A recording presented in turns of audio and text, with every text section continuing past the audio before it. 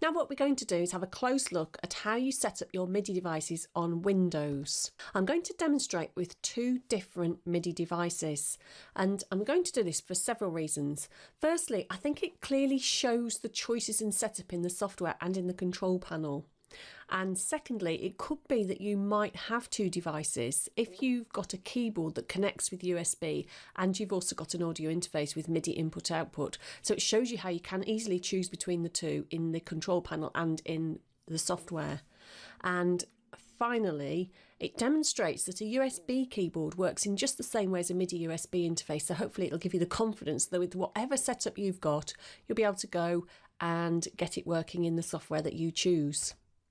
So my first device is going to be my Roland UM1 USB MIDI interface, which I have got connected up to the MIDI in and out ports on the back of my keyboard, and the other end is just connected to my laptop.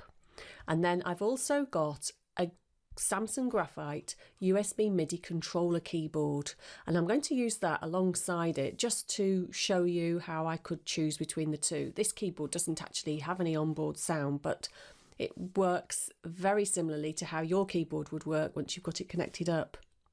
Now the UM1, I had to install drivers to get this working on Windows, and I'd have to do the same on the Mac.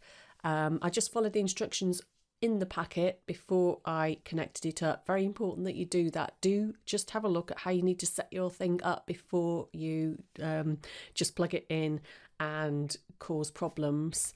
The Graphite was just a plug and play keyboard, and most things are plug and play, but you do need to just check what you're doing before you set it up. So let's head over now and have a look at the control panel, and then have a look at some bits of software and how you make sure that your MIDI device is working.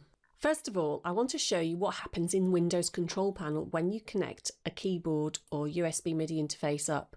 So let's head over to the control panel, go to hardware and sound, and go to the device manager. If you're on Windows 8, you could just search for the device manager and you'll end up on this screen here.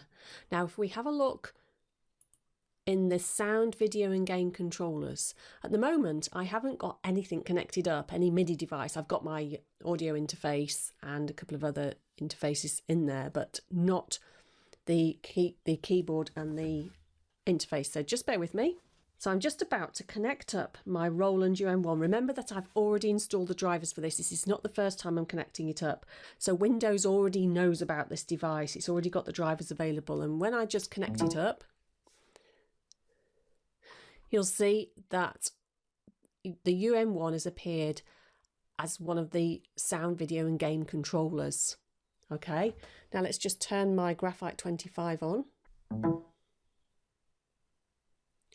And you see that's appeared too. So this is where to come and have a look and make sure that your MIDI interface or your audio interface or your keyboard is correctly connected up, because it will show in this area here under the sound, video and game controllers in your control panel.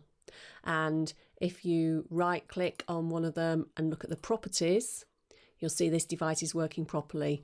When you have a problem, you end up with a yellow question mark here, which suggests that it's not correctly installed, and that's when you would need to do some troubleshooting about how you've installed it. But let's assume that you've followed the instructions and you've got it correctly installed, so your devices are appearing here. That's good.